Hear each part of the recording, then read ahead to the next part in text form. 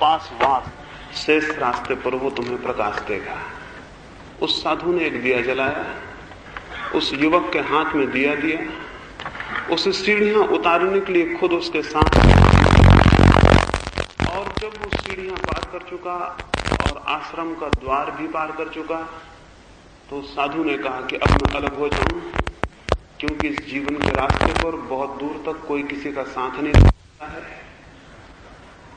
और अच्छा है कि मैं इसके पहले विदा हो जाऊं कि तुम साथ के आदी हो जाओ। और इतना कह के उस घनी रात में, उस अंधेरी रात में उसने उसके हाथ के दिए को फूंक के बुझा दिया। वो युवक बोला, ये क्या पागलपन हुआ, अभी तो आश्रम के हम बाहर भी नहीं निकल पाए, साथ भी छोड़ दिया और दिया भी बुझा दिया। उस साधु ने कहा, दूसरों के जलाए हुए दिए का कोई मूल्य नहीं है, अपना ही दिया हो तो अंधेरे में काम देता है, किसी दूसरे के दिए काम नहीं देते हैं। खुद के भीतर से प्रकाश निकले तो रास्ता प्रकाशित होता है, और किसी तरह रास्ता प्रकाशित नहीं होता है। तो मैं निरंतर सोचता हूं, लोग सोचते होंगे कि मैं आपके हाथ में कोई दिया दे दूंगा जिससे आपका रास्ता प्रकाशित हो जाए, तो आप गलती में हैं। आपके हाथ में कोई दिया होगा तो मैं उसे बड़ी निर्ममता से फूंक के बुझा दे सकता हूं। मेरी मनसा और मेरा इरादा यही है कि आपके हाथ में अगर कोई दूसरे का दिया हुआ प्रकाश हो तो मैं उसे फूंक दूं, उसे बुझा दूं। आप अंधेरे में अकेले छूट जाएं, कोई आपका संगी साथी हो तो उसे भी छीन लो। और तभी जब आपके पास दूसरों का जलाया हुआ प्रकाश न रह जाए और दूसरों का साथ न रह जाए, तब आप जिस रास्ते पे चलते हैं उस रास्ते पे परमात्मा आपके साथ हो जाता है और आपकी आत्मा का दिया जलने की संभावना पैदा हो जाती है।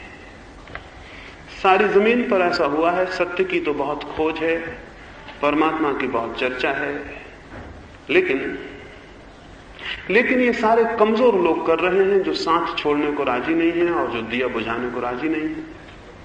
अंधेरे में जो अकेले चलने का साहस करता है बिना प्रकाश के, उसके भीतर साहस का प्रकाश पैदा होना शुरू हो जाता है, और जो सहारा खोजता है वो निरंतर कमजोर होता चला जाता है। भगवान को आप सहारा न समझें, और जो लोग भगवान को सहारा समझते होंगे वो गलती में है, उन्हें भगवान का सहारा नहीं उपलब्ध हो सकेगा। कमजोरों के लिए इस जगत में कुछ भी उपलब्ध नहीं होता, और जो शक्तिहीन है और जिनमें साहस की कमी है, धर्म उनका रास्ता नहीं है। दिखता उल्टा है। दिखता यह है कि जितने कमजोर हैं, जितने साहसहीन हैं, वो सभी धार्मिक होते हुए दिखाई पड़ते हैं। कमजोरों को, साहसहीनों को, जिनकी मृत्यु करीब आ रही है, उनको घबराहट में, भय में धर्म ही मार्ग मालूम होता है। इसलिए धर्म के आसपास कमजोर और साहसहीन लोग इकट्ठे हो जाते हैं, जबकि बात उल्टी है। धर्म तो उनके लिए है जिनके भीतर साहस हो, जिनके भीतर शक्ति हो, जिनके भीतर बड़ी दुर्दम हिम्मत हो, और जो कुछ अंधेरे में अकेले बिना प्रकाश के चलने का दुस्साहस कर सके। तो ये मैं प्राथमिक रूप से आपसे कहूं, दुनिया में यही वजह है कि जब से कमजोरों ने धर्म को चुना है तब से धर्म कमजोर हो गया।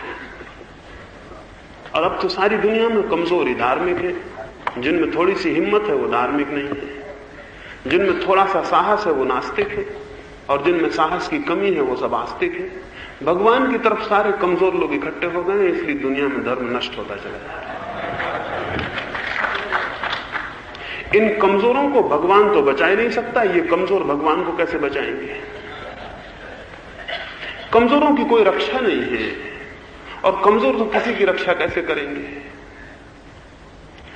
सारी दुनिया में मनुष्य के इतिहास के इन दिनों में, इन क्षणों में जो धर्म का अचानक ह्रास और पतन हुआ है, उसका बुनियादी कारण यही है। तो मैं आपको कहूं, अगर आप में साहस हो तो ही धर्म के रास्ते पर चलने का मार्ग खुलता है, न हो तो दुनिया में बहुत रास्ते हैं, धर्म आपके लिए नहीं हो सकता।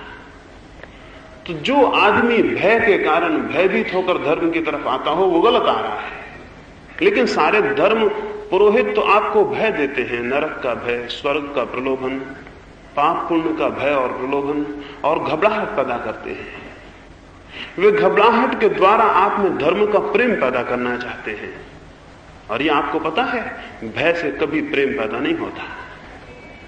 और जो प्रेम भय से पैदा होता है वो एकदम झूठा होता है, उसका कोई मूल्य नहीं होता। आप भगवान से डरते हैं तो आप नास्तिक होंगे, आस्तिक नहीं हो सकते। कुछ लोग कहते हैं कि जो भगवान से डरे वो आस्तिक है, गॉड फीयरिंग। जो ईश्वर से डरता हो, ईश्वर भीरू हो, वो आस्तिक है। ये बिल्कुल झूठी बात है। ईश्वर से डरने वाला कभी आस्तिक नहीं हो सकता, क्योंकि डरने से कभी प्रेम पैदा नहीं होता। और जिसको हम भय करते हैं उसे बहुत प्राणों के प्राण में घृणा करते हैं। ये तो संभव ही नहीं है। भय के साथ भीतर घृणा छुपी होती है। जो लोग भगवान से भयभीत हैं वो भगवान के शत्रु हैं और उनके मन में भगवान के प्रति घृणा होगी। तो मैं आपसे कहूं, ईश्वर से भय मत खाना। ईश्वर से भय खाने का कोई भी कारण नहीं है। इस सारे जगत में अकेला ईश्वर ही है जिससे भय खाने का कोई कारण नहीं। और सारी चीजें भय खाने की हो सकती हैं, लेकिन हुआ उल्टा है। और मैं बड़े बड़े धार्मिकों को यह कहते सुनता हूं, ईश्वर का भय खाओ, और ईश्वर के भय खाने से पुण्य पैदा होगा, और ईश्वर के भय खाने से सच्चरित्रता पैदा होगी। ये निहायत झूठी बातें हैं। भय से कहीं सदाचार पैदा हुआ है? जैसे हमने रास्तों पर पुलिस वाले खड़े कर रखे हैं, वैसे ही हमने परलोक में भगवान को खड़ा कर रखा है। वो एक बड़ा पुलिस वाले की हैसियत से है, एक बड़े कांस्टेबल की हैसियत से। भगवान को जिन्होंने कांस्टेबल बना दिया है, उन लोगों ने धर्म को बहुत नुकसान पहुंचाया है। भगवान के प्रति भय से कोई विकसित नहीं होता। भगवान के प्रति तो बड़ा अभय चाहिए। और अभय का अर्थ क्या होगा? अभय का अर्थ होगा कि जो लोग श्रद्धा करते हैं वे लोग भय के कारण श्रद्धा करते हैं। इसलिए श्रद्धा को मैं धर्म की आधारभूत शर्त नहीं मानता। आपने सुना होगा कि जिसको धार्मिक होना है उसे श्रद्धालु होना चाहिए। गांधी जी को एक बहुत बड़े व्यक्ति ने जाके पूछा कि मैं परमात्मा को जानना चाहता हूं तो क्या करूं? तो गांधी जी ने कहा, विश्वास करो। अगर वो मुझसे पूछता, मैं उससे ये नहीं कह सकता था कि विश्वास करो। गांधी जी की बात ठीक नहीं है। और उस आदमी ने गांधी जी को कहा कि विश्वास करूं? जिस बात को मैं जानता नहीं, विश्वास कैसे करूं? जिस बात से मैं परिचित नहीं हूं, उसे मानूं कैसे? गांधी जी ने कहा, बिना माने तो परमात्मा को जाना नहीं जा सकता। और मैं आपसे ये कहना चाहता हूं, जो मान लेते हैं वो कभी नहीं जान सकेंगे। मैं आपसे ये कहता हूं कि जो परमात्मा को मान लेते हैं वे कभी नहीं जान सकेंगे। यह आपका दुर्भाग्य होगा कि आप परमात्मा को मानते हो, क्योंकि मानने का अर्थ यह हुआ कि आपने जिज्ञासा और खोज के द्वार बंद कर दिए। मानने का अर्थ यह हुआ कि अब आपकी कोई तलाश नहीं है, आपकी कोई खोज नहीं है, अब आपकी कोई इंक्वायरी नहीं है, अब आप कुछ खोज नहीं रहे हैं, आप तो मान के बैठ गए, आप तो मर गए। श्रद्धा मृत्यु है और संदेह जीवन है, संदेह खोज है। तो मैं आपसे श्रद्धालु होने को नहीं, मैं आपसे संदेह करने को कहता हूं। लेकिन संदेह करने का यह मतलब समझ लेना कि मैं आपको ईश्वर को न मानने को कह रहा हूं, क्योंकि न मानना भी मानने का एक रूप है। आस्तिक भी श्रद्धालु होता है, नास्तिक भी श्रद्धालु होता है। आस्तिक की श्रद्धा है कि ईश्वर है, नास्तिक की श्रद्धा है कि ईश्वर नहीं है। ये दोनों अज्ञानी हैं। इन दोनों की श्रद्धाएं हैं, इन दोनों की खोज नहीं है। संदेह तीसरी अवस्था है, आस्तिक और नास्तिक दोनों की नहीं। संदेह तो स्वतंत्र चित्त की अवस्था है। वैसा व्यक्ति निर्भय होकर पूछता है क्या है, और न वो परंपरा को मानता है, न वो रूढ़ि को मानता है, न वो शास्त्र को मानता है। वो किसी दूसरे के दिए को अंगीकार नहीं करता। वो ये कहता है कि खोजूंगा अपना दिया, वही साथी हो सकेगा। दूसरों के दिए कितनी दूर तक, कितनी सीमा तक साथ दे सकते हैं। और इस जीवन के रास्ते पर सच है ये कि अपने सिवाय, स्वयं के सिवाय कोई साथी नहीं है। और कितनी ही बड़ी भीड़ खड़ी हो, कोई साथी नहीं है। महावीर को, बुद्ध को, कृष्ण को, क्राइस्ट को कितना ही ज्ञान मिला हो, एक रत्ती भर भी अपने ज्ञान को आपको देने में वो समर्थ नहीं है। इस जगत में ज्ञान दिया लिया नहीं जा सकता, और सब चीजें ली दी जा सकती हैं। और स्मरण रखें, जो नहीं लिया जा सकता, नहीं दिया जा सकता, उसका ही मूल्य है। जो लिया जा सकता है, दिया जा सकता, उसका कोई मूल्य नहीं है। मैं तो ऐसे ही मानता हूं कि वही चीज संसार का हिस्सा है जिसको हम ले दे सकते हैं, और वो चीज सत्य का हिस्सा हो जाती है जिसको लेना देना संभव नहीं है। कोई इस आशा में न रहे कि वो अपनी श्रद्धाओं से और सत्य की या परमात्मा की खोज कर लेगा। साधारणता यही हमें सिखाया जाता है, और इसके दुष्परिणाम हुए हैं। इसके दुष्परिणाम हुए हैं कि दुनिया में इतने लोग धार्मिक हैं, लेकिन धर्म कहां है? इतने मंदिर हैं, इतने मस्जिद हैं, लेकिन मंदिर मस्जिद हैं कहां? कल रात में बात करता था, एक सन्यासी के पास मेरा एक मित्र मिलने गया। उस सन्यासी ने कहा कि मंदिर जाते हो? उस मेरे मित्र ने कहा, मंदिर है कहां? हम तो जरूर जाएं, कोई मंदिर बता दे। वो सन्यासी हैरान हुआ। वो सन्यासी तो मंदिर में ही ठहरा हुआ था। वो सन्यासी ने कहा, ये जो देख रहे हो ये क्या है? उस युवक ने कहा, ये तो मकान है, मंदिर कहां? ये तो मकान है। और उस युवक ने कहा कि सारी जमीन पर जिनको लोग मंदिर और मस्जिद कहते हैं वो मकान है, मंदिर कहां है? और जिनको आप मूर्तियां कह रहे हैं, जिनको आप भगवान की मूर्तियां कह रहे हैं, कैसी आत्म प्रवंचना है, कैसा धोखा है। मिट्टी और पत्थर को अपनी कल्पना से हम भगवान बना लेते हैं, जैसे कि हम भगवान के सृष्टा हैं। सुना था मैंने कि भगवान मनुष्यों का सृष्टा है, देखा यही कि आदमी मनुष्य भगवान के सृष्टा है, और हर एक आदमी अपनी अपनी शक्ल में भगवान को बनाए हुए बैठे। भगवान ने दुनिया को कभी बनाया नहीं, ये तो संदेह की बात है, लेकिन आदमी ने भगवान की खूब शक्लें बनाई है, ये स्पष्ट ही है। और जो भगवान आदमी का बनाया हुआ हो, उसे भगवान कहना आदमी के अज्ञान और अहंकार की घोषणा के सिवाय और कुछ भी नहीं। जो आदमी का बनाया हुआ हो, उसे भगवान कहना आदमी के अज्ञान और अहंकार की घोषणा के सिवाय और क्या है? कैसा धोखा आदमी अपने को दे सकता है। यह हमारा निम्नतम अहंकार है कि हम सोचते हो कि जो हम बनाते हैं वो भगवान हो सकता है। जो नहीं बनाया जा सकता और जिसे कभी कोई नहीं बना सकेगा, और जो सब बनाने के पहले है और सबके मिट जाने के बाद भी शेष रह जाता है, उसे हम भगवान कहते हैं। उसका मंदिर कहां है? और उसकी मस्जिद कहां है? और उसके मानने वाले लोग कहां हैं? असल में उसका कोई मानना नहीं होता, उसका तो जानना होता है। मानना नहीं होता उसका कोई, उसका जानना होता है। अंधा प्रकाश को मान लेगा तो उसके मानने में क्या मूल्य होगा, और वो प्रकाश की जो कल्पना करेगा वो भी कैसी होगी, उसका प्रकाश से क्या संबंध होगा। रामकृष्ण के पास एक दफा एक व्यक्ति आया और रामकृष्ण से उसने कहा, मुझे सत्य के संबंध में कुछ बताएं। और रामकृष्ण से उसने कहा कि मुझे परमात्मा के संबंध में कुछ कहें। और रामकृष्ण ने कहा, मुझे तुम्हारे पास आंखें तो दिखाई नहीं देती, तुम समझोगे कैसे? रामकृष्ण ने कहा, मुझे तुम्हारे पास आंखें तो दिखाई नहीं देती, तुम समझोगे कैसे? वो बोला, आंखें मेरे पास हैं। रामकृष्ण ने कहा, अगर इन्हीं आंखों से परमात्मा और सत्य जाना जाता होता तो परमात्मा और सत्य को जानने की जरूरत ही न रह जाती, सभी लोग उसे जानते हैं। और भी आंख है, और भी आंखें हैं। वो बोला, फिर भी कुछ तो समझाएं। तो रामकृष्ण ने एक कहानी कही। वो कहानी बड़ी मीठी है, बड़ी अद्भुत है, बड़ी प्राचीन कथा है।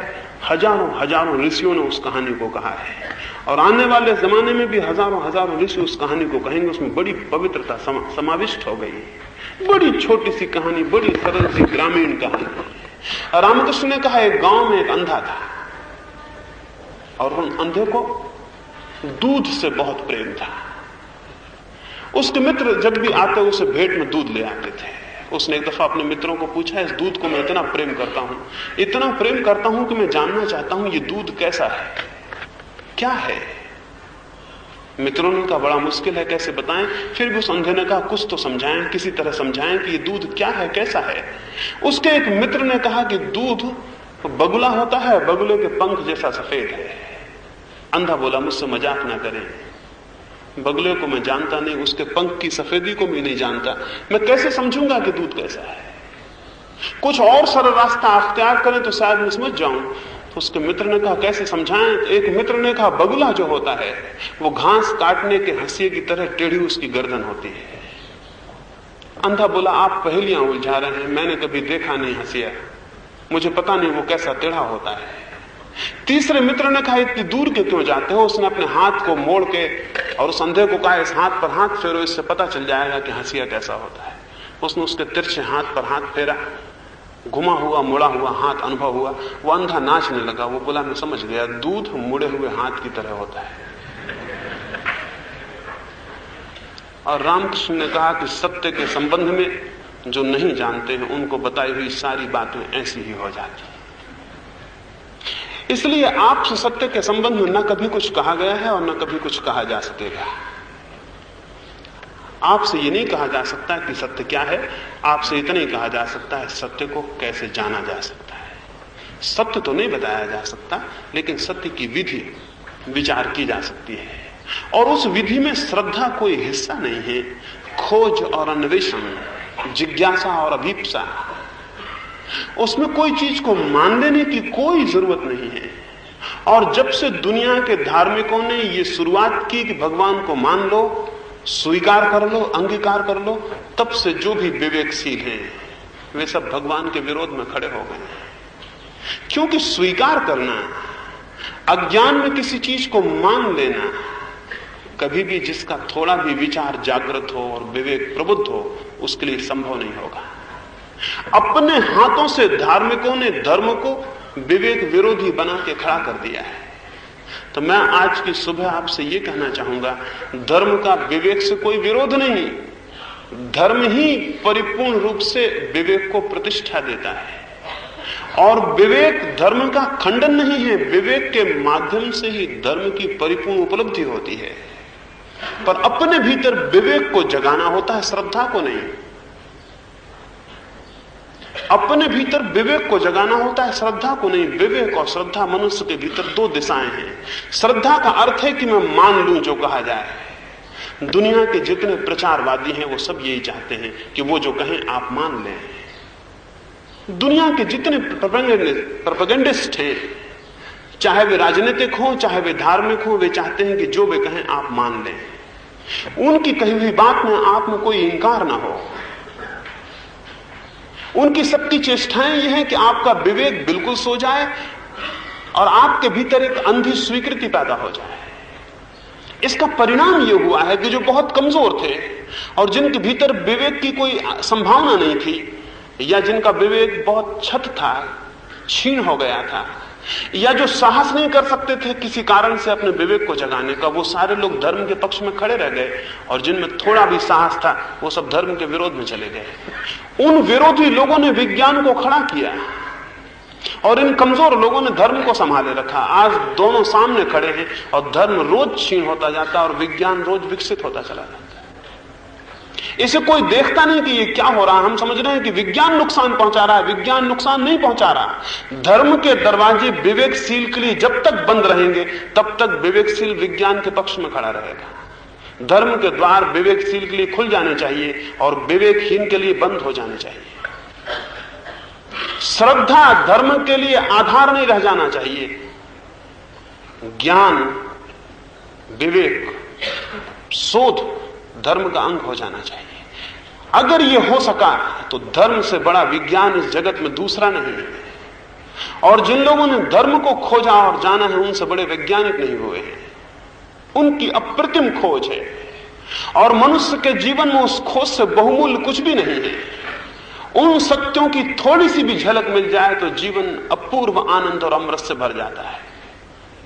तो मैं आपको कहूंगा, विवेक जागरण श्रद्धा नहीं, स्वीकार कर लेना नहीं, शोध करना, किसी दूसरे को अंगीकार कर लेना नहीं, स्वयं अपनी साधना और अपने पैरों पर खड़ा होना और जानना, चाहे अनेक जन्म लग जाएं। दूसरे के हाथ से लिया हुआ सत्य अगर एक क्षण में मिलता हो तो भी किसी कीमत का नहीं है, और अगर अनेक जन्मों की श्रम और साधना से अपना सत्य मिलता हो तो इसका मूल्य है। और जिनके भीतर थोड़ी भी मनुष्य की गरिमा है, जिनको थोड़ा भी गौरव है कि हम मनुष्य हैं, वे किसी के दिए हुए झूठे सत्यों को स्वीकार नहीं करेंगे। लेकिन हम सब झूठे सत्यों को स्वीकार किए बैठे हैं और हमने अच्छे अच्छे शब्द ईजाद कर लिए हैं जिनके माध्यम से हम अपनी श्रद्धा को जाहिर करते हैं। ये बहुत बड़ी प्रवंचना है, ये बहुत बड़ा डिसेप्शन है, ये समाप्त होना जरूरी है। तो मैं आपसे कहूंगा, आपके भीतर बहुत बार श्रद्धा होती होगी कि मान लें कि कमजोर मन है। कौन खुद खोजे? जितने आलसी हैं, जितने तामसी हैं, वो सब श्रद्धालु हो जाएंगे। क्योंकि कौन खुद खोजे? खुद की कौन चेष्टा करे? कृष्ण कहते हैं तो ठीक ही होगा, महावीर कहते हैं तो ठीक ही होगा, क्राइस्ट कहते हैं तो ठीक ही होगा। उन्होंने सारी खोज कर ली, हमें तो सिर्फ स्वीकार कर लेना है। ये वैसा ही पागलपन है जैसा कोई आदमी दूसरों को प्रेम करते देख के ये समझे कि मुझे प्रेम करने से क्या प्रयोजन, दूसरे लोग प्रेम कर रहे हैं, मुझे तो सब समझ लेना है, ठीक है। लेकिन दूसरों को प्रेम करते देख के क्या आप समझ पाएंगे प्रेम क्या है? इस जगत में सारे लोग प्रेम करते हो, मैं देखता रहूं तो भी मैं नहीं समझ पाऊंगा जब तक कि वो आंदोलन मेरे हृदय में ना हो, जब तक कि वो किरणें मुझे आंदोलित ना कर जाएं, जब तक कि वो हवाएं मुझे ना छू जाएं, तब तक मैं प्रेम को नहीं जान सकूंगा। सारी दुनिया प्रेम करती हो तो किसी मतलब की नहीं है। ये सारी दुनिया बुद्ध, कृष्ण और क्राइस्ट से भरी पड़ी हो और मुझे सत्य का स्वयं अनुभव ना होता हो तो मुझे कुछ पता नहीं चलेगा। कोई रास्ता नहीं है। सारी दुनिया में आंख वाले हों और मैं अंधा हूं तो क्या होगा? उनकी सबकी मिली हुई आंखें भी मेरी 2 आंखों के बराबर मूल्य नहीं रखती। इस दुनिया में 2 अरब लोग हैं, 3 अरब लोग हैं, 6 अरब आंखें हैं। एक अंधे आदमी की 2 आंखें का जो मूल्य है वो 6 अरब आंखों का नहीं है। तो मैं आपको ये कहना चाहूंगा, अपने भीतर श्रद्धा की जगह विवेक को जगाने के उपाय करने चाहिए। और विवेक को जगाने के क्या नियम हो सकते हैं उस संबंध में थोड़ी सी बात आपसे कहूं। पहली बात, जन्म के साथ प्रत्येक मनुष्य को दुर्भाग्य से किसी न किसी धर्म में पैदा होने का मौका मिलता है। जन्म के साथ हर मनुष्य को दुर्भाग्य से किसी न किसी धर्म में पैदा होने का मौका मिलता है। दुनिया अच्छी होगी तो हम ये दुर्भाग्य कम कर सकेंगे, लेकिन अभी ये है। और तब परिणाम ये होता है कि जब उसमें विवेक का कोई जागरण नहीं होता, बाल मन होता है, चुपचाप चीजें स्वीकार कर लेने की मनस्थिति होती है, तब सारे धर्मों के सत्य उसके मन में प्रविष्ट करा दिए जाते हैं। तब उसके मन में सारी बातें डाल दी जाती हैं, वो उन पर श्रद्धा करने लगता है। मैं एक गांव में गया, वहां एक अनाथालय में देखने गया। वहां कोई 50 बच्चे थे। उस अनाथालय के संयोजक ने मुझे कहा कि इनको हम धार्मिक शिक्षा भी देते हैं। मुझे ये समझ के कि मैं साधु जैसा हूं, उसने सोचा ये खुश होंगे कि हम इनको धर्म की शिक्षा देते हैं। मैंने कहा इससे बुरा काम दूसरा नहीं है दुनिया में, क्योंकि धर्म की शिक्षा आप क्या देंगे? धर्म की कोई शिक्षा होती? धर्म की साधना होती है, शिक्षा नहीं होती। अभी मैं सुनता हूं कि एक बहुत बड़े मनोवैज्ञानिक ने वहां अमेरिका में एक संस्था डाली जहां वो प्रेम की शिक्षा देते हैं। ये तो बड़ी बेवकूफी की बात है, ये तो बड़ी मूर्खतापूर्ण बात है। और उस संस्था से जो लोग प्रेम की शिक्षा लेकर निकलेंगे, इस जगत में वो प्रेम कभी नहीं कर पाएंगे। इसको स्मरण रखें। कैसे प्रेम करेंगे? वो जब भी प्रेम करेंगे तभी शिक्षा बीच में आ जाएगी, और जब उनके भीतर प्रेम उठेगा तब उनके सिखाए हुए ढंग बीच में आ जाएंगे और वो अभिनय करने लगेंगे, प्रेम नहीं कर सकेंगे। जब भी उनके हृदय में कुछ कहने को होगा तब वो उन किताबों को कहेंगे जिनमें लिखा हुआ है कि प्रेम की बातें कैसे कहनी चाहिए। और तब वैसा आदमी जो प्रेम में शिक्षित हुआ है प्रेम से वंचित हो जाएगा। और यही मैं कहता हूं, जो आदमी धर्म में शिक्षित होगा वो धर्म से वंचित हो जाएगा, क्योंकि धर्म तो प्रेम से भी बड़ी गूढ़ और बड़ी रहस्य की चीज है। प्रेम को तो कोई सीख भी ले, धर्म को कैसे सीख सकेगा? धर्म की कोई लर्निंग नहीं होती। ये कोई गणित थोड़ी है, कोई फिजिक्स थोड़ी है, कोई भूगोल थोड़ी है कि आपने समझा दिया और लोगों ने याद कर लिया और परीक्षा दे दी। धर्म की कोई परीक्षा हो सकती है? अगर धर्म की परीक्षा नहीं हो सकती तो शिक्षा भी नहीं हो सकती। जिस चीज की परीक्षा हो सके उसकी ही शिक्षा हो सकती है। तो मैंने उनसे कहा, ये तो आप बड़ा बुरा कर रहे हैं, इन बच्चों के मन में बड़ा नुकसान पहुंचा रहे हैं, क्या शिक्षा देते होंगे? वो बोले, आप क्या कहते हैं? अगर धर्म की शिक्षा ना होगी तो लोग बिल्कुल बिगड़ जाएंगे। मैंने कहा, दुनिया में इतनी धर्म की शिक्षा है, लोग बने हुए दिखाई पड़ रहे हैं।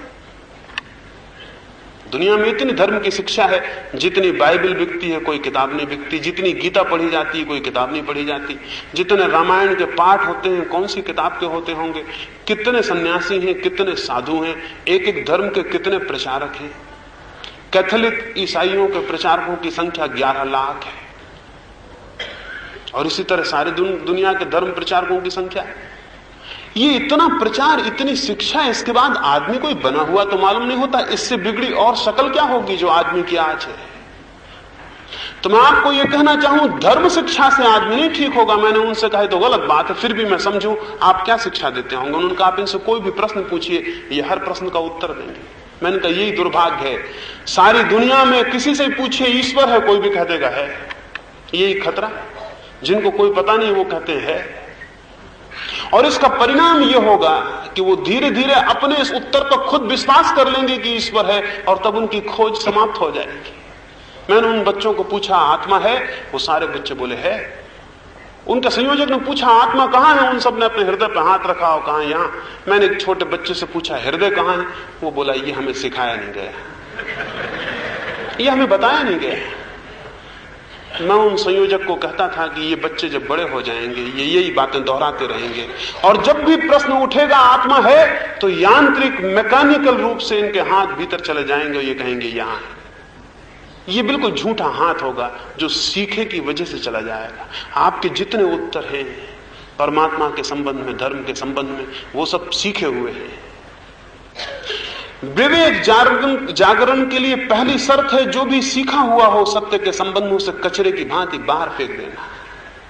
जो आपके माँ बाप ने, आपकी शिक्षा ने, आपकी परंपरा ने, आपके समाज ने सिखाया हो उसे कचरे की तरह बाहर फेंक देना। धर्म इतनी ओछी बात नहीं है कि कोई सिखा सके। इसमें आपके माँ बाप का, आपकी परंपरा का अपमान नहीं कर रहा, इसमें मैं धर्म की प्रतिष्ठा कर रहा हूं। स्मरण रखें, मैं ये नहीं कह रहा कि परंपरा बुरी बात है, मैं ये कह रहा हूं कि धर्म इतनी बड़ी बात है कि परंपरा नहीं सिखा सकती। मैं ये कह रहा हूं कि धर्म इतनी बड़ी बात है कि कोई माँ बाप नहीं सिखा सकते।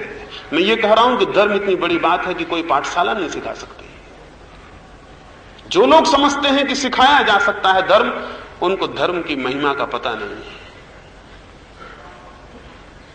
पहली बात है जिज्ञासा, स्वतंत्र जिज्ञासा, और जो सिखाया गया है उसे कचरे की भांति फेंक देने की जरूरत है। इसके लिए साहस चाहिए। अपने वस्त्र छोड़ के नग्न हो जाने के लिए उतने साहस की जरूरत नहीं है जितनी साहस की जरूरत उन मन के वस्त्रों को छोड़ने के लिए है जो परंपरा आपको सिखा देती है, और उन ढांचों को तोड़ने के लिए है जो समाज आपको दे देता है। हम सबके मन बंधे हुए हैं एक ढांचे में, उस ढांचे में जो बंधा है वो सत्य की उड़ान को नहीं ले सकेगा। इसके पहले कि कोई सत्य की तरफ अग्रसर हो उसे सारे ढांचे तोड़ के मिटा देने होंगे। मनुष्य ने जितने भी विचार परमात्मा के संबंध में सिखाए हैं उसे उन्हें छोड़ देना होगा। एक रात को कुछ शराबी एक नदी पर गए थे और उन्होंने सोचा कि पूर्णिमा की रात है, वो नाव में बैठ के यात्रा करें। वे नाव में बैठे, उन्होंने पतवार चलाई और उन्होंने समझा कि नाव चलनी शुरू हो गई। वे रात भर नाव चलाते रहे। उन्होंने सोचा कि बड़ी यात्रा हो गई। सुबह जब ठंडी हवाएं चलने लगी और उनका नशा थोड़ा उतरा तो उनमें से एक ने कहा कि हम देखें तो कि कितनी दूर निकल आए, वापस लौटे। वे घाट पर उतरे और उन्होंने देखा कि अरे रात भर मेहनत व्यर्थ गई। वे नाव को छोड़ना भूल गए थे। वो नाव वहीं खूंटे से बंधी हुई थी। चलाई उन्होंने रात भर और समझा कि यात्रा हो रही है, लेकिन नाव को खूंटे से छोड़ना भूल गए थे। वे लोग जिन्होंने अपनी आत्मा की नाव को सत्य या परमात्मा की तरफ लगाया हो, अगर उन्होंने परंपरा और समाज के खूंटे से अपने को नहीं छोड़ा, एक दिन वो पाएंगे कि नाव वहीं खड़ी हुई है। एक दिन जब वो तट पर उतर कर देखेंगे तो पाएंगे जीवन व्यर्थ गया। हमने पतवार तो बहुत खींची लेकिन नाव एक इंच आगे नहीं जा सकी। नाव को गतिमान करने के लिए चलाना ही काफी नहीं, छोड़ना भी जरूरी है। तो इसके पहले कि आप सत्य की तरफ चलें, आप अपने को छोड़ें। जो छोड़ना भूल जाएगा उसका चलना सार्थक नहीं होगा। आपने कहीं अपने को छोड़ा है क्या? मैं तो हैरान हूं, सत्य की तरफ जो लोग उत्सुक होते हैं वो उतनी जोर से बांधने लगते हैं छोड़ने की बजाय। अगर वो जैन हैं तो वो और ज्यादा जैन होने लगते हैं, अगर वो हिंदू हैं तो और ज्यादा हिंदू होने लगते हैं, अगर मुसलमान हैं तो और ज्यादा मुसलमान होने लगते हैं। वो उस खूंटे पर जंजीर को और गहरा करने लगते हैं। सत्य की तरफ जिसे जाना है उसे हिंदू होने का मौका कहां है? जिसे सत्य की तरफ जाना है वो जैन कैसे हो सकता है?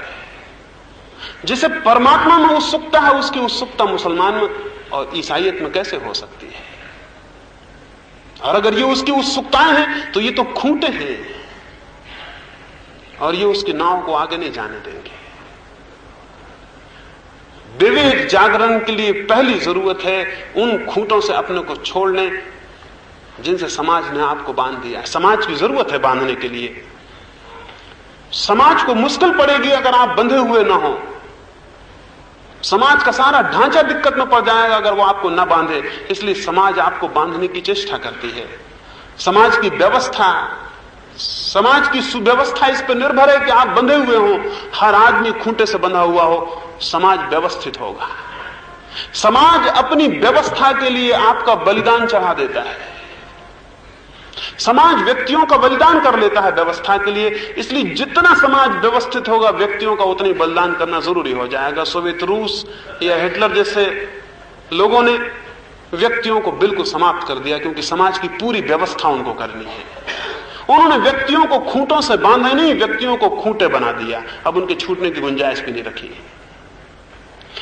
समाज की जरूरत है कि व्यक्ति बिल्कुल मर जाए, वो बिल्कुल मशीन की तरह व्यवहार करे। समाज जो कहे उस तरफ जाए, समाज जो व्यवस्था दे उसको माने। समाज को सत्य से कोई मतलब नहीं, समाज को तो सुव्यवस्था से मतलब है। इसलिए समाज की जरूरतें हैं, वो आपको बांधेगी। लेकिन एक सीमा पर आपकी अपनी जरूरत है सत्य, और आपको छोड़ना पड़ेगा। छोड़ने का मतलब यह नहीं है कि आप उच्छृंखल हो जाएंगे। छोड़ने का यह मतलब नहीं कि आप स्वच्छंद हो जाएंगे। छोड़ने का मतलब यह नहीं है कि आप समाज विरोधी हो जाएंगे। छोड़ने का मतलब केवल इतना है कि आपकी चित्त की भूमिका जंजीरों से बंधी नहीं रह जाएगी। आप किन्हीं धारणाओं में अपने को कैद नहीं करेंगे, किन्हीं कंसेप्ट्स में अपने को बांधेंगे नहीं, और किन्हीं संस्कारों को आप अज्ञान में स्वीकार नहीं करेंगे। आप खोज में संलग्न होंगे।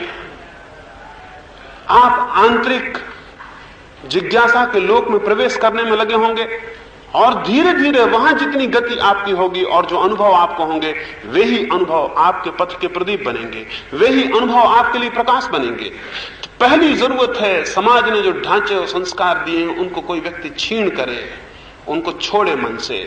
लेकिन इतना ही काफी नहीं है। समाज के ढांचे छीन हो जाएं तो मन उड़ने को मुक्त हो जाता है। लेकिन इसका मतलब ये नहीं है कि उड़ान शुरू हो गई। उड़ने की संभावना पैदा हो जाती है। समाज के ढांचे, परंपरा, शास्त्र, संप्रदाय, इनके द्वारा प्रचारित संस्कार, इनको छोड़ के चेतना इतनी हल्की हो जाती है कि उड़ सकती है। फिर साथ दूसरी चेष्टा अंतर्दृष्टि के लिए करनी होती है। एक तो खूंटे से छोड़ देना और फिर अंतर्दृष्टि की पतवार चलानी होती, तब नाव में गति होती है। अंतर्दृष्टि की पतवार का क्या अर्थ है? अंतर्दृष्टि की पतवार का अर्थ है कि चीजों को जैसी वे दिखाई पड़ती हैं उनको वैसे ही मत मान लेना, उनके भीतर बहुत कुछ है। एक आदमी मर जाता है, हमने कहा आदमी मर गया। जिस आदमी ने इस बात को यही समझ के चुप हो गया, उसके पास अंतर्दृष्टि नहीं है। गौतम बुद्ध एक महोत्सव में भाग लेने जाते थे। रास्ते पर उनके रथ में उनका सारथी था और वो थे, और उन्होंने एक बूढ़े आदमी को देखा। वो उन्होंने पहला बूढ़ा देखा। जब गौतम बुद्ध का जन्म हुआ तो जोशियों ने उनके पिता को कहा कि ये व्यक्ति बड़ा होकर या तो चक्रवर्ती सम्राट होगा और या सन्यासी हो जाएगा। उनके पिता ने पूछा कि मैं इसे सन्यासी होने से कैसे रोक सकता हूं? तो उस जोशी ने बड़ी अद्भुत बात कही थी, वो समझने जैसी। उस जोशी ने कहा, अगर इसे सन्यासी होने से रोकना है तो इसे ऐसे मौके मत देना है जिसमें अंतर्दृष्टि पैदा हो जाए। पिता बहुत हैरान हुए कि हम, ये क्या बात हुई? उनके पिता ने पूछा। जोशी ने कहा, इसको ऐसे मौके मत देना है जिसको अंतर्दृष्टि पैदा हो जाए। तो पिता ने कहा, तो बड़ा मुश्किल हुआ, क्या करेंगे? तो उस जोशी ने कहा कि इसकी बगिया में फूल कुम्हलाने के पहले अलग कर देना। ये कभी कुम्हलाया हुआ फूल ना देख सके, क्योंकि ये कुम्हलाया हुआ फूल देखते ही पूछेगा क्या फूल कुम्हला जाते हैं, और ये पूछेगा क्या मनुष्य भी कुम्हला जाते हैं, और ये पूछेगा क्या मैं भी कुम्हला जाऊंगा, और इसमें अंतर्दृष्टि पैदा हो जाएगी। इसके आसपास बूढ़े लोगों को मत आने देना, अन्यथा ये पूछेगा, ये बूढ़े हो गए, क्या मैं भी बूढ़ा हो जाऊंगा? ये कभी मृत्यु को ना देखे, पीले पत्ते गिरते हुए ना देखे, अन्यथा ये पूछेगा, पीले पत्ते गिर जाते हैं, क्या मनुष्य भी एक दिन पीला होकर गिर जाएगा? क्या मैं गिर जाऊंगा? और तब इसमें अंतर्दृष्टि पैदा हो जाएगी। पिता ने बड़ी चेष्टा की और उन्होंने ऐसी व्यवस्था की कि बुद्ध के युवा होते होते तक उन्होंने पीला पत्ता नहीं देखा, कुमलाया हुआ फूल नहीं देखा, बूढ़ा आदमी नहीं देखा, मरने की कोई खबर नहीं सुनी। फिर लेकिन ये कब तक हो सकता था? इस दुनिया में किसी आदमी को कैसे रोका जा सकता है कि मृत्यु को ना देखे? कैसे रोका जा सकता है कि पीले पत्ते ना देखे? कैसे रोका जा सकता है कि कुमलाए हुए फूल ना देखे? लेकिन मैं आपसे कहता हूं, आपने अभी मरता हुआ आदमी नहीं देखा होगा, और अभी आपने पीला पत्ता नहीं देखा, अभी आपने कुमलाया हुआ फूल नहीं देखा। बुद्ध को उसके बाप ने रोका बहुत मुश्किल से, तब भी एक दिन उन्होंने देख लिया। आपको कोई नहीं रोके हुए और आप नहीं देख पा रहे। अंतर्दृष्टि नहीं है, नहीं तो आप सन्यासी हो जाते हैं। सवाल यह है, क्योंकि उस जोशी ने कहा था कि अगर अंतर्दृष्टि पैदा हुई तो ये सन्यासी हो जाएगा। तो जितने लोग सन्यासी नहीं हैं, मानना चाहिए उन्हें अंतर्दृष्टि नहीं होगी। खैर एक दिन बुद्ध को दिखाई पड़ गया, वो यात्रा पर गए एक महोत्सव में भाग लेने, और एक बूढ़ा आदमी दिखाई पड़ा और उन्होंने तत्क्षण अपने सारथी को पूछा, इस मनुष्य को क्या हो गया? उस सारथी ने कहा, ये वृद्ध हो गया। बुद्ध ने पूछा, क्या हर मनुष्य वृद्ध हो जाता है? उस सारथी ने कहा, हर मनुष्य वृद्ध हो जाता है। बुद्ध ने पूछा, क्या मैं भी? उस सारथी ने कहा, भगवान कैसे कहूं, लेकिन कोई भी अपवाद नहीं है, आप भी हो जाएंगे। बुद्ध ने कहा, रथ वापस लौट लो, वापस रथ को वापस ले लो। सारथी बोला, क्यों? बुद्ध ने कहा, मैं बूढ़ा हो गया। ये अंतर्दृष्टि है। बुद्ध ने कहा, मैं बूढ़ा हो गया। अद्भुत बात कही, बहुत अद्भुत बात कही। और वो लौट भी नहीं पाए कि उन्होंने एक मृतक को देखा और बुद्ध ने पूछा, ये क्या हुआ? उस सारथी ने कहा, ये बुढ़ापे के बाद का दूसरा चरण है, ये आदमी मर गया। बुद्ध ने पूछा, क्या हर आदमी मर जाता है? सारथी ने कहा, हर आदमी। और बुद्ध ने पूछा, क्या मैं भी? और सारथी ने कहा, आप भी, कोई भी अपवाद नहीं है। बुद्ध ने कहा, अब लौटाओ या ना लौटाओ सब बराबर है। सारथी ने कहा, क्यों? बुद्ध ने कहा, मैं मर गया।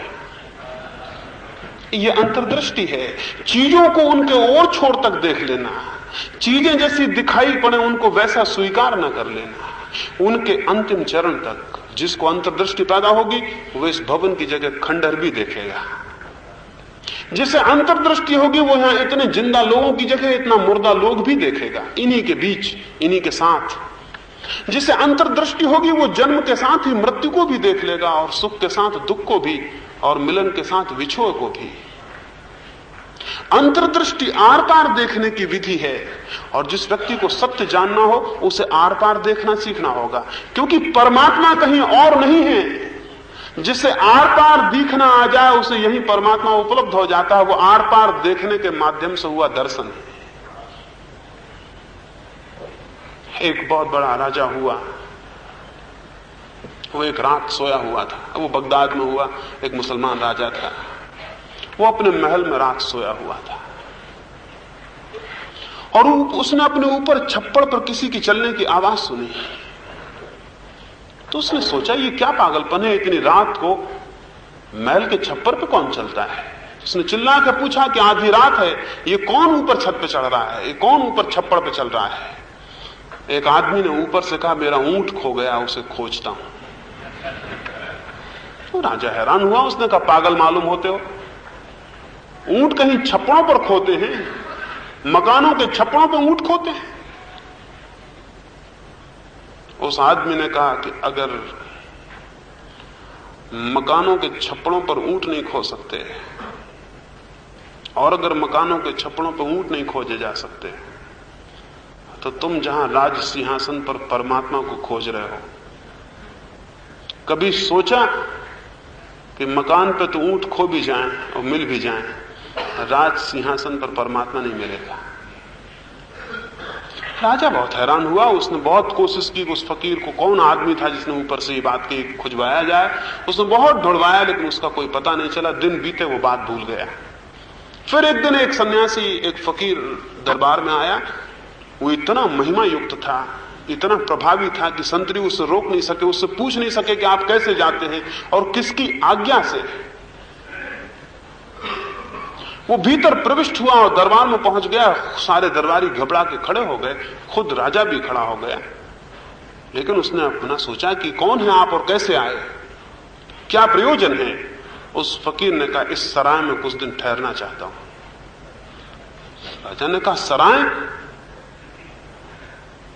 अशिष्ट बात बोल रहे हो, थोड़े शिष्टाचार का भी बोध नहीं। ये मेरा महल है, मेरा निवास है।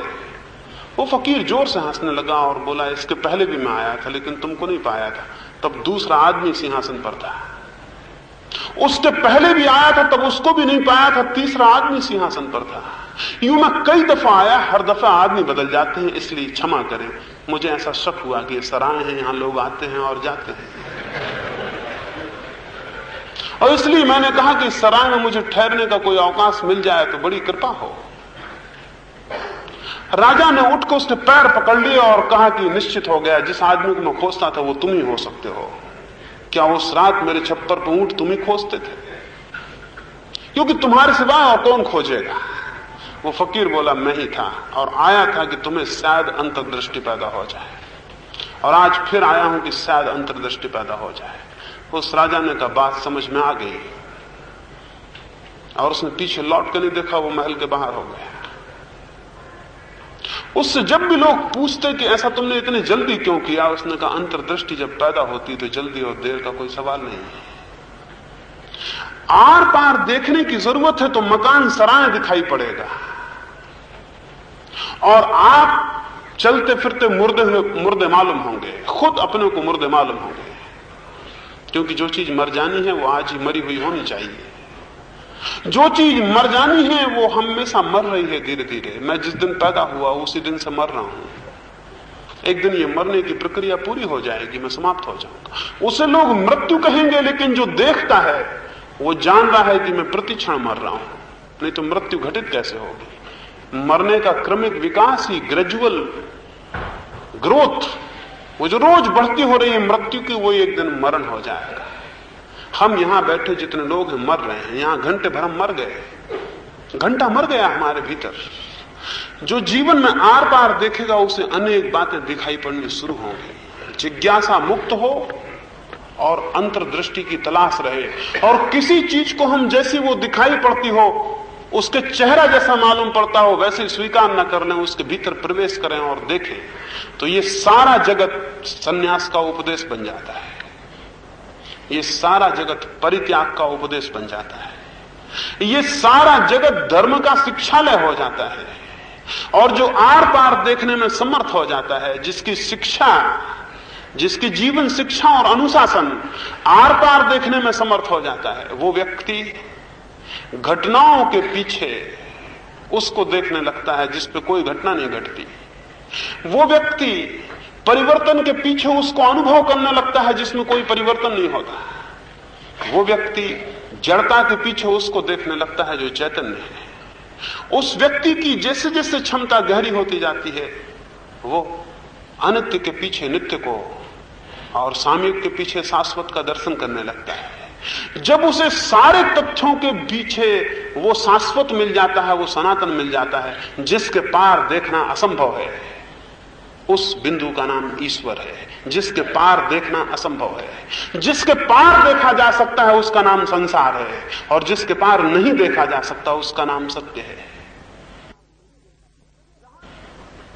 जहां तक हमारी दृष्टि प्रवेश कर सकती है, जहां तक दृष्टि को गति है, वहां तक संसार है, और जहां दृष्टि की अगति हो जाती, जहां दृष्टि आगे जा ही नहीं सकती, अंतिम क्षण आ जाता है, अंतिम बिंदु आ जाता है, जिसके पार दृष्टि शून्य हो जाती, जिसके पार देखने को कुछ रह नहीं जाता, उस जगह का नाम सत्य है, उस जगह का नाम परमात्मा है।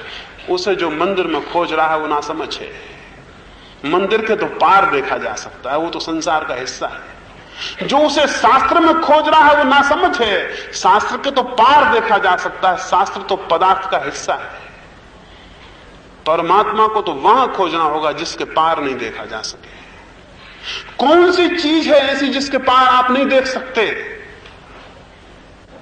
अगर आप अपने भीतर प्रविष्ट होंगे तो आपके सिवाय ऐसी कोई चीज नहीं जिसके पार आप नहीं देख सकते। हर चीज के पार देखा जा सकता है सिवाय आपको छोड़ के। जब आप भीतर प्रविष्ट होंगे तो आपको अपने ही भीतर एक बिंदु उपलब्ध होगा जिसके आर पार कहीं नहीं देखा जा सकता। वो दृष्टा का बिंदु, जो देख रहा है उसको ही केवल देखा नहीं जा सकता है। जो देख रहा है इस जगत में उसको ही केवल देखा नहीं जा सकता। उस बिंदु पर स्थिर होकर व्यक्ति सत्य को अनुभव करता है, परमात्मा को अनुभव करता है।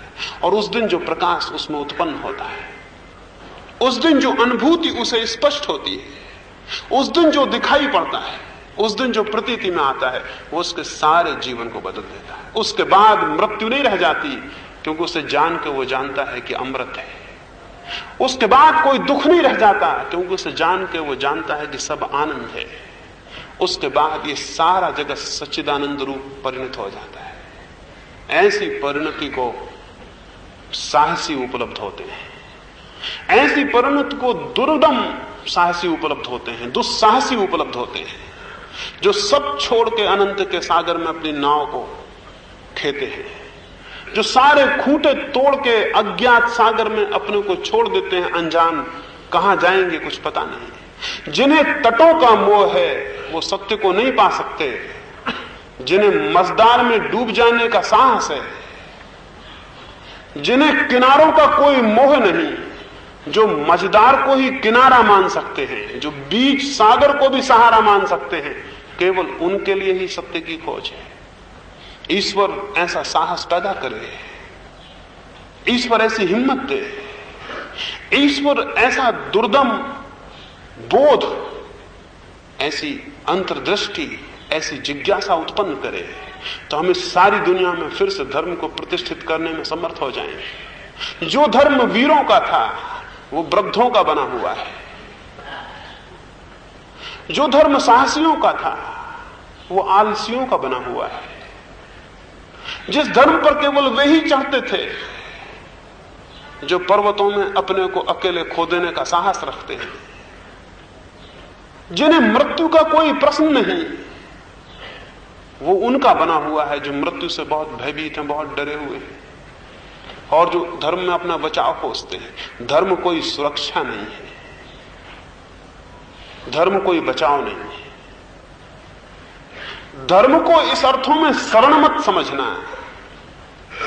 धर्म तो आक्रमण है, और जो लोग आक्रमण करते हैं सत्य पर, जो उसे विजय करते हैं, वे ही केवल उसे उपलब्ध होते हैं। ईश्वर ऐसी सद्बुद्धि दे, ऐसा साहस दे, ऐसी हिम्मत दे कि आनंद सागर में आप अपनी नाव को छोड़ सके, तो किसी दिन, किसी क्षण, किसी सौभाग्य के क्षण में कोई अनुभूति आपके जीवन को उपलब्ध होगी जो आपको परिपूर्ण बदल देगी, जो आपकी सारी दृष्टि को बदल देगी। संसार तो यही होगा लेकिन आप बदल जाएंगे, सब कुछ यही होगा लेकिन आप दूसरे हो जाएंगे। उस दूसरे हो जाने का नाम सन्यासी है। सन्यासी का अर्थ ये नहीं है कि किसी ने कपड़े बदले और वो भीख मांगने लगा तो सन्यासी हो गया, या किसी ने टीके लगाया और किसी ने कपड़े रंग लिए तो वो सन्यासी हो गया, और कोई घर में रहा तो वो गृहस्थी हो गया। सन्यासी का ये अर्थ नहीं है। सत्य के अनुसंधान में इतने साहस को लेकर जो कूद पड़ता है वही सन्यासी है, और जिसके घरगुले हैं और जिसके खूंटे हैं और जो अपने घर के बाहर नहीं निकलता वही ग्रही है, वही ग्रस्त है। कोई पत्नी और बच्चों से दुनिया में ग्रस्त नहीं होता, और न कोई पत्नी बच्चों के न होने से सन्यासी होता है, और न कोई कपड़ों के परिवर्तन से ग्रस्त होता है, न कोई सन्यासी होता है। अगर ये छोटी और ओछी बातों से दुनिया में सन्यास होता हो तो उसका मूल्य 2 कौड़ी हो जाएगा, उसका कोई मूल्य नहीं रह जाएगा। सन्यास तो बड़ी आंतरिक परिवर्तन की, एक इनर ट्रांसफॉर्मेशन की बात है। अब वो परिवर्तन आंतरिक जीवन की दिशा को बदलने से शुरू होता है। उस दिशा के 2 चरणों की मैंने आपसे बात की है। एक चरण है जिज्ञासा को स्वतंत्र और उन्मुक्त कर देना, आस्थाओं श्रद्धाओं के खूंटों से उसे अलग कर लेना, और दूसरी बात है तथ्यों के आर पार देखना। जो तथ्यों के आर पार देखता है वो सत्य को उपलब्ध होता है। इन थोड़ी सी बातों को आपने बड़े प्रेम और बड़ी शांति से सुना है, उसके लिए मैं बहुत अनुग्रहित हूं। ईश्वर को आपकी अनुकंपा, आप पर अनुकंपा उपलब्ध हो, उसका प्रसाद आपको मिले। ये कामना करता हूं और पुनः धन्यवाद देता हूं। मेरे प्रणाम स्वीकार करें।